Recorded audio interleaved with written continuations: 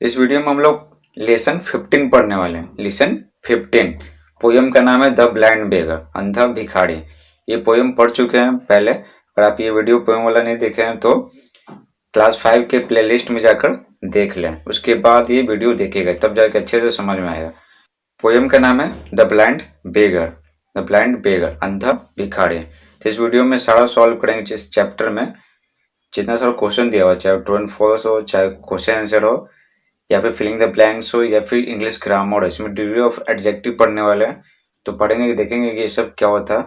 लिखा हुआ से whether this sentences are true और फॉल्स, बताएं कि ये कथन सही हैं या गलत हैं। जो नीचे दिया गया, फर्स्ट है the beggar always seats at different places, भिखारी हमेशा भिन्न भिन्न जगहों पर बैठता है, तो हो जाएगा फॉल्स, गलत। भिखारी हमेशा एक ही जगह पर बैठता था, कहाँ पर? वो मंदिर के बगल में, मंदिर के बाहर बगल में। ही क्राइज फॉर हेल्प, वह मदद के लिए चिल्लाता है, तो ट्रू। वह जो भीख मांगने वाला जो कटोरा होता है वो उसको बजाता था और मदद के लिए चिल्लाता था ताकि लोग उसको पैसे दे सके। 3 है the beggar has no friends, भिखारी के कोई दोस्त नहीं हैं, तो सही, ट्रू। ही sits near the church gate, वह चर्च जो ईसाइयों का चर्च होता है, तो वहां पर जाते हो पूजा करने के लिए हम सब। और हिंदू लोग कहाँ जाते हैं? मंदिर में। और मुस्लिम लोग मस्जिद में जाते हैं। तो जो भिखारी मंदिर के गेट के पास बैठता था, तो यहाँ पर क्या लिखा हुआ? वह चर्च के गेट के नजदीक बैठता है, तो हो जाएगा फॉल्स। नहीं, तो चर्च की जगह क्या होना चाहिए? टेम्पल होना चाहिए। 5 ही इज अनटाइडी, वह गंदा है, तो ट्रू हो जाएगा, क्योंकि वो गंदा कपड़े पहने हुए रहता था, साफ सुथरा तरीके से नहीं रहता था, तो ट्रू हो जाएगा। 6 है द बेगर इज लेम, भिखारी लंगड़ा है, भिखारी लंगड़ा है, लेम मीन्स होता है लंगड़ा, तो भिखारी लंगड़ा है, तो हो जाएगा फॉल्स। तो भिखारी क्या था? अंधा था, लंगड़ा नहीं था। 7 the beggars voice is sweet and pleasant, भिखारी का आवाज मीठा था और क्या सुखद था, मतलब सुनने में अच्छा लगता था, तो हो जाएगा फॉल्स, गलत, क्योंकि उसका आवाज ना बहुत ही कर्कश सा और सुनने में बहुत शोर मालूम पड़ता था। 8 है the poet sees the beggar while going to his office, कवि भिखारी को देखते हैं जब वे ऑफिस जा रहे होते हैं, तो हो जाएगा फॉल्स। नहीं, जो कवि हैं, कवि जब स्कूल जा रहे होते हैं ना, तो रास्ते में मंदिर मिल रहा तब वो उसको देखते हैं भिखारी का, न कि वो ऑफिस जाते हैं। यहाँ पे लिखा हुआ कि वो ऑफिस जाते वक्त भिखारी को देखते हैं, तो नहीं, ये गलत हो जाएगा, फॉल्स हो गया।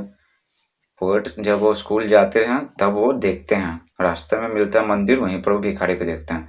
और ऑफिस की जगह स्कूल होता है तो सही हो जाता है। नेक्स्ट बढ़ते हैं C.1, answer the following questions, नीचे दिए गए प्रश्नों के उत्तर दें। फर्स्ट है where does the blind beggar sit in order to beg, अंधा भिखारी भीख मांगने के लिए कहाँ बैठता है। How does he draw the attention of the public, वह किस प्रकार लोगों का ध्यान आकर्षित करता है। तो पहला, जिसमें 2 सवाल है तो 2 आंसर होगा, इसलिए यहाँ पर क्या, यहाँ पर पैराग्राफ छोड़ दें। आंसर हो जाएगा the blind beggar sits beside the temple gate in order to beg, beg means होता है भीख मांगना, इन ऑर्डर टू मीन्स के लिए, ठीक है, बिसाइड मीन्स होता है बगल में। तो आंसर हो जाएगा अंदर भिखारी भीख मांगने के लिए मंदिर के गेट के बगल में बैठता है। पूछ रहा था कहाँ बैठता है, तो मंदिर के गेट के बगल में। और फिर दूसरा सवाल था कि वह लोगों का ध्यान कैसे आकर्षित करता है, तो यहाँ से पैराग्राफ छोड़ेंगे और लिखेंगे। पैराग्राफ छोड़ने का मतलब कि ऐसे पता चलेगा कि इसका आंसर ये है और इसका आंसर ये है। Answer he draws the attention of the public by clanking his begging bowl and crying to give, तो वह लोगों का ध्यान आकर्षित करता है, कैसे? Clanking his begging bowl and crying to give, अपना भीख मांगने वाला कटोरा को बजाकर और मदद करने के लिए चिल्लाकर। तो वो क्या, लोगों से गिव मीन्स होता है देना, तो लोगों से देने के लिए ना वो चिल्लाता था, भीख मांगता था कि अल्लाह के नाम पे दे दो, ठीक है, या फिर ईश्वर के नाम पे दे दो। सेकंड क्वेश्चन है I must not mock at the beggar man, what does it tell us about the speaker's attitude towards the beggar. ठीक है, मॉक मीन्स होता है मजाक उड़ाना, स्पीकर मीन्स होता है बोलने वाला, स्पीक मीन्स होता है बोलना, तो स्पीकर मीन्स होता है बोलने वाला। एटीट्यूड मीन्स होता है किस प्रकार का व्यवहार है, ठीक है, किस प्रकार हम सोचते हैं, तो उसको बोलते हैं एटीट्यूड। टुवर्ड्स मीन्स होता है की ओर। I must not mock at the beggar man. What does it tell us about the speaker's attitude towards the beggar? मुझे भिखारी पर अवश्य नहीं हंसना चाहिए। यह कवि का भिखारी के प्रति किस प्रकार के व्यवहार को दिखाता है। तो कवि का कैसा व्यवहार था भिखारी के प्रति, ये हमें बताना है, जो इस सेंटेंस से मालूम पड़ता है। तो देखिए, बोला जा रहा है कि मुझे अवश्य भिखारी पर हंसना नहीं चाहिए। ठीक है, तो ये वाले यहाँ से यहाँ तक लिख देंगे, तो याद करने की जरूरत नहीं है। It tells us that the speaker is humble and kind towards the beggar. यह हमें बताता है कि कवि भिखारी के प्रति विनम्र और दयालु हैं। जिस प्रकार के टेंस में सवाल पूछा जाएगा उसी प्रकार के टेंस में जवाब देंगे। यहाँ पर सिंपल प्रेजेंट टेंस में पूछा जा रहा है, तो यहाँ पर सिंपल प्रेजेंट टेंस में जवाब देंगे। ठीक है, यहाँ पर डज से पता चल गया कि सिंपल प्रेजेंट टेंस में है। थर्ड क्वेश्चन है, how can you say that the beggar is blind? आप कैसे कह सकते हैं कि भिखारी अंधा है? तो आंसर हो जाएगा, the beggar is blind because he can not see the city domes, clear blue sky and the poet stand. भिखारी अंधा है क्योंकि वह शहर के गुंबदों को नहीं देख सकता और न ही स्पष्ट नीले आकाश को देख सकता है, और कभी उसके बगल में खड़े होते हैं तो उसको भी वो नहीं देख सकता है। तो इससे सिद्ध होता है कि वो सिद्ध होता है कि भिखारी क्या था, अंधा है। जो कविता में जो भिखारी है वो क्या है, अंधा है, क्योंकि वो पास में जो भिखारी के पास में जब कभी खड़े रहते थे तो भिखारी नहीं देख पाता था। फोर्थ क्वेश्चन है, pick out the lines from the poem that suggest that God treats everyone alike.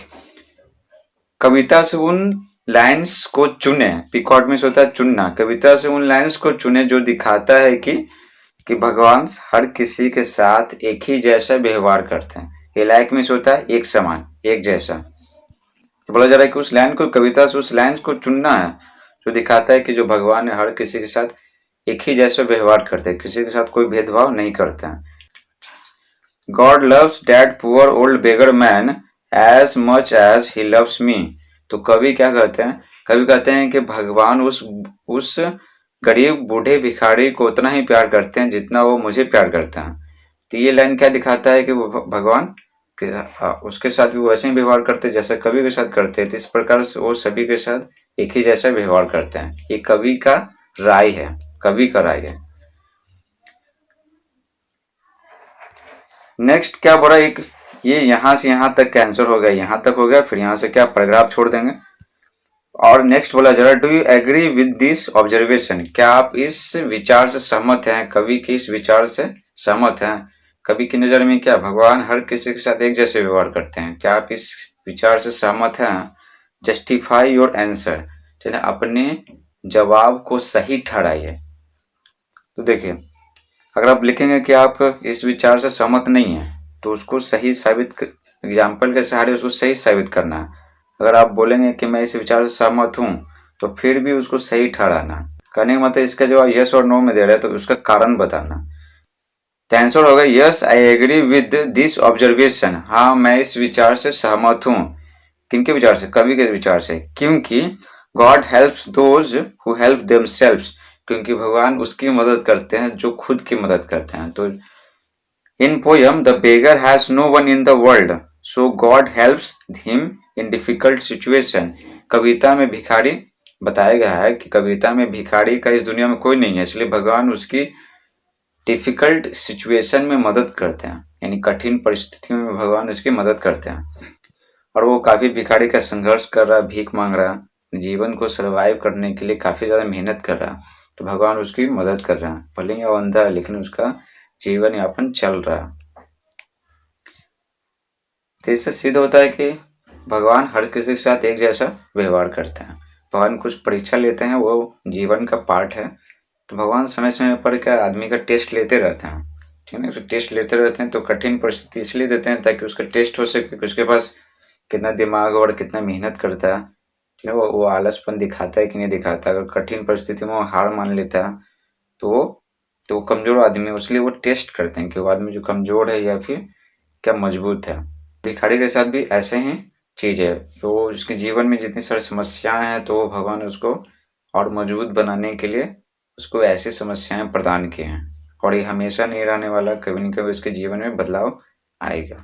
D.1 correct the spelling of the following words. नीचे दिए गए शब्दों के स्पेलिंग को सही करें। ये देखिए ये गलत दिया हुआ है क्राई, ये ऑलवेज देखिए डबल एल है, BGING, FREND, ये सब गलत वर्ड है, इनका स्पेलिंग गलत है, आपको सही करना है। देखिए स्कूल का सही स्पेलिंग होगा SCHOOL, cries cries CRIES, cries में होता है चिल्लाना, बावल BOWL, बावल में होता है कटोरा। ये क्राइज क्या क्राइम में अगर अगर हम क्या इसको V5 बनाने के लिए क्या करते हैं ना, वाई को हटाकर आई करते हैं फिर ES लगाते हैं, जैसे ही क्राइज तो वह चिल्लाता है। ऑलवेज में होता है हमेशा, तो ALWAYS ऑलवेज, यहाँ पर जो डबल एल है वो एक एल होगा। बेगिंग BGING, बेगिंग में इसको क्या भीख मांगने वाला, जैसे बेगिंग बावल था तो भीख मांगने वाला कटोरा। नेक्स्ट है फ्रेंड, फ्रेंड में होता है दोस्त, FRIEND फ्रेंड। ये सब आप वर्ड का स्पेलिंग याद कर लीजिए हिंदी वर्ड के साथ। डोम्स में होता है गुम्बद, जो घर रहता है ऊपर गोल की तरह बनाया हुआ रहता है उसको बोलते हैं डोम्स, गुम्बद। एस ये हो गया। कुछ बिकॉज में होता है क्योंकि, तो बी हो गया कॉज, CAUSE, बिकॉज में होता है क्योंकि। वॉइस में होता है आवाज, VOICE वॉइस। और लॉर्ड में होता है तेज, LOUD लॉर्ड, जैसे लॉर्ड वॉइस बहुत तेज आवाज। अब देखिए D.2 में क्या पढ़ना, the person who begs is called a beggar. वैसा आदमी जो भीख मांगता है उसको बेगर बोलते हैं, भिखारी बोलते हैं। What do the following persons do, तो नीचे दिए गए आदमी क्या करते हैं, नीचे दिए गए आदमी क्या करते हैं, जैसे बेकर हो गया, बूचर हो गया, ये सब क्या करते हैं ये हमें बताना है। Baker, a person who bakes, तो बेकर किसको बोलते हैं, वैसा आदमी जो जो पावरोटी बनाता है, बिस्कुट बनाता है, उसको बोलते हैं बेकर। तो ये तो दिया हुआ था किताब में, अब बूचर से हमें बनाना है। तो बूचर किसको बोलता है, कसाई को बोलता है। तो person who slaughters animals for food, तो क्या बोलेंगे बूचर का डेफिनेशन क्या हो जाएगा, वैसा आदमी जो भोजन के लिए जानवरों की हत्या करता है, मारता है। तो किल मीन्स भी होता है मारना, और स्लॉटर मीन्स होता है मारना, ठीक है ना, जान से मारना। तो यहाँ पर किल्स भी लगा सकते हैं। नेक्स्ट है सेफ, CHEF, चेफ नहीं पढ़ेंगे सेफ पढ़ेंगे, CHEF सेफ। तो उसको इसका हो जाएगा ए पर्सन हु कुक्स फूड प्रोफेशनली, वैसा आदमी जो भोजन पकाता है, ठीक है ना, व्यावसायिक रूप से, जैसे बड़े बड़े होटलों में पकाता है उसको बोलेंगे सेफ। जैसे कि हम सब अपने अपने घर में खाना पकाते हैं तो उसको सेफ नहीं बोलेंगे, ठीक है, सेफ बोलेंगे जो प्रोफेशनली पकाता है, मतलब बड़े बड़े होटल में वो खाना पकाने का काम करता है तो उसको बोलेंगे सेफ। ऑप्टिशियन, ऑप्टिशियन किसको बोलेंगे, a person who sells glasses, वैसा आदमी जो चश्मों को बेचता है। यहाँ पर ग्लास मतलब शीशा नहीं है, ग्लासेस मतलब होता है चश्मा, और स्पेक्टिकल्स में से होता है भी चश्मा, जो चश्मों को बेचता है उसको बोलते हैं ऑप्टिशियन। केयर टेकर, केयर में से होता है देखभाल करना। ए person who looks after a building, care taker बोलते हैं वैसा आदमी जो बिल्डिंग, जो भवन है उसका देख रेख करता है, ठीक है, देख रेख। जैसे मान लेते एक भवन है, ठीक है, उसका मकान मालिक कहीं और रहता है, ठीक है, कहीं और स्टेट में, या तो वो क्या करता है केयर टेकर किसी किराएदार को बना देता है और वो सारा का सारा वो किराया इकट्ठा करता है, फिर वो मालिक को, रियल मालिक को, जो वास्तविक मालिक है उसको देता है, तो उसको बोलते हैं केयर टेकर, ठीक है ना। वैसा आदमी जो किसी भवन का देख रेख करता है उसको केयर टेकर बोलते हैं। फ्लोरिस्ट, फ्लोरिस्ट किससे बना, फ्लावर से बना, फ्लावर से रिलेटेड है, बोलेंगे a person who sells flowers, तो फ्लोरिस्ट बोलते हैं वैसा आदमी जो फूलों को बेचता है उसको फ्लोरिस्ट बोलते हैं, FLORIST फ्लोरिस्ट।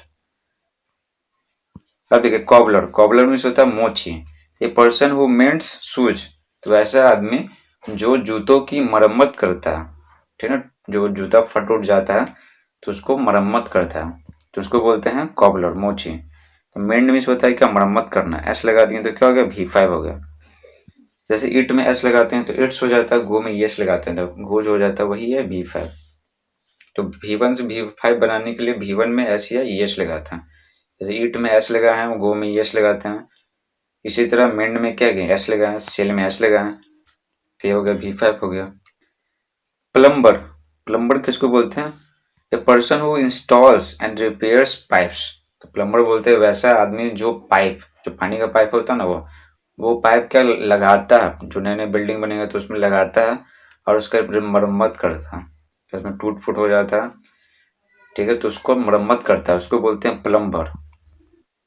ग्रीन बोलते हैं हरा को, तो हरा क्या रहता है, सब्जी रहता है, फल रहता है, ये सब तो उसी से रिलेटेड है। A person who sells fruit and, तो ग्रीन ग्रोसर किसको बोलेंगे, a person who sells fruit and vegetables, वैसा आदमी जो फलों को बेचता है और सब्जियों को बेचता है उसको बोलते हैं ग्रीन ग्रोसर। तो यहाँ पर एस, फ्रूट के बाद एस लगा सकते हैं, तो फ्रूट के बाद यहाँ पर एस लगा लीजिएगा। नेक्स्ट है रिसेप्शनिस्ट। रिसेप्शनिस्ट को क्या, किसको बोलते हैं, जैसे किसी होटल में जाते हैं, नीचे में क्या रहता है, वो एक रिसेप्शनिस्ट रहता है, ठीक है, उसे से पूछना पड़ता है कि वो जो होटल में जो दोस्त ठहरा हुआ है या फिर मेरे पिताजी या कोई रिश्तेदार ठहरे हुए हैं, तो बताइए कि को किस कमरे में, तो क्या वो कमरा का नंबर बताता है, बोलता है कि आप इस 326 335 ठीक है 12 इस तरह से कमरे में चले जाइए, तो उसी को बोलते हैं रिसेप्शनिस्ट। तो रिसेप्शनिस्ट हो गया a person who welcomes guests, तो वह पर्सन में से होता है व्यक्ति, यानी लड़का भी हो सकता है लड़की भी हो सकता है, तो वैसा व्यक्ति जो जो गेस्ट हैं उनका क्या, उनका स्वागत करता है, उसको बोलते हैं रिसेप्शनिस्ट। देखिए सेलर, सेलर में से होता है क्या, नाविक। तो a person who sells boats, तो वैसा व्यक्ति जो नाव खेता है उसको बोलते हैं नाविक, यानी सेलर, SAILOR सेलर। ठीक है, यहाँ पर एस, ठीक है, ACLL में से होता है बेचना और ACIL में से होता है नाव खेना। ठीक है, वॉचमैन, वॉचमैन किसको बोलते हैं, person who guards A building, वैसा आदमी जो भवन की सुरक्षा करता है, गार्ड करता है, उसको वॉचमैन बोलते हैं। जैसे रात में सब सो जाते हैं तो रात में भी वो गार्ड करता है, दिन में भी गार्ड करता है, ताकि जो अनजान आदमी आते हैं तो वो क्या, वो पूछता है वॉचमैन। इस प्रकार भवन की क्या करता है, सुरक्षा करता है। सर्जन, सर्जन किसको बोलते हैं, पर्सन हु परफॉर्म सर्जरी, वैसा व्यक्ति जो सर्जरी करता है, यानी शल्य क्रिया चीर फाड़ करता है, उसको बोलते हैं सर्जन। तो बोलते हैं जैसे उसका पेट का सर्जरी हुआ, कान का सर्जरी हुआ, इस तरह से सर्जरी, तो जो सर्जरी करते हैं उनको सर्जन बोलते हैं। जो डॉक्टर सर्जरी करेंगे तो उनको सर्जन बोलेंगे। T.3 फिलिंग द ब्लैंक्स, खाली स्थानों को भरें with the words given in the box, box में दिए गए शब्दों से भरें, तो हो जाएगा बॉक्स में दिए गए शब्दों से खाली स्थानों को भरें। तो देखिए बॉक्स में दिखाई पड़ रहा है आपको बॉक्स, पहले इसका हिंदी पढ़ लेते ताकि खाली स्थानों को भरने में ना आसानी हो। देखिए इच में से होता है प्रत्येक, लेट में से होता है देर, जैसे तो हमेशा लेट आते हो, वॉच में से होता है देखना, और बिसाइड में से होता है बगल में, ऑलवेज में से होता है हमेशा, पोक, पोक में से होता है अड़ंगा अड़ाना, ठीक है, बाधा उत्पन्न करना।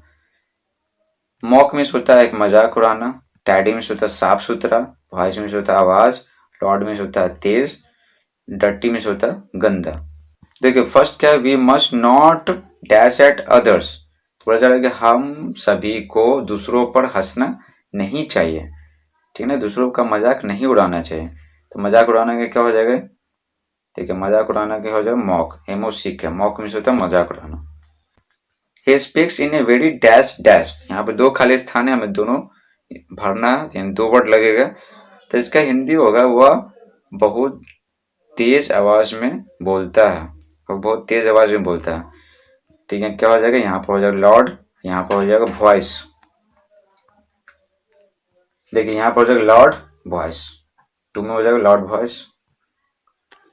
थर्ड है I don't want to dash my nose into your affairs, मैं तुम्हारे मामले में अपना नाक नहीं लगाना चाहता, मैं मतलब मैं अपने उसमें टांग नहीं अड़ाना चाहता, उसको बोलते हैं टांग नहीं अड़ाना चाहते हैं, तो वही हो गया पोक माई नोज। तो यहाँ पर हो जाएगा पोक, POK, तो POK कहाँ है, POK पोक यहाँ पर है। पोक नोज में होता है किसी के मामले में बाधा उत्पन्न करना, ठीक है, टांग नहीं रहना चाहिए, इसलिए लिखा हुआ आई don't want to poke my nose into your affairs, मैं तुम्हारे मामलों में अपना नाक नहीं लगाना चाहता हूँ। 4 है we dash selected programmes on television, तो टेलीविजन से क्या संबंधित होगा, देखना संबंधित होगा, तो यहाँ पर क्या हो जाएगा, वॉच हो जाएगा। हम लोग टीवी पर गिने चुने प्रोग्राम ही देखते हैं, मतलब सारा प्रोग्राम नहीं देखते, ढेर सारा सीरियल आता है, ढेर सारा फिल्म आता है, पर चैनल तो बहुत सारा है और चैनल पर प्रोग्राम भी ढेर सारा है, जिसमें बोला जा रहा है कि हम लोग कुछ कुछ प्रोग्राम को ही देखते हैं, जो गिने चुने हैं, जो हमें पसंद आता है बस उसी को देखते हैं। 5 है dash boy got a prize, यानी बोला जा रहा है कि each boy got a prize, प्रत्येक लड़के को एक पुरस्कार मिला, प्रत्येक लड़के को।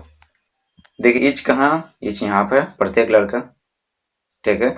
और उसके पहले वॉच आया था, वॉच में देखना सर टीवी देखना।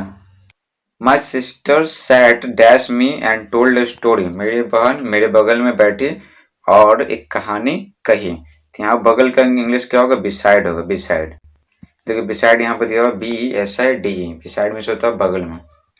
नेक्स्ट है as usual you are again dash today, मतलब हमेशा की तरह तुम फिर से लेट हो।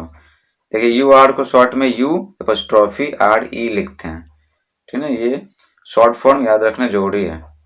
एज यूजुअल मीन्स होता है हमेशा की तरह, अगेन मीन्स होता है दोबारा, टुडे मीन्स होता है आज।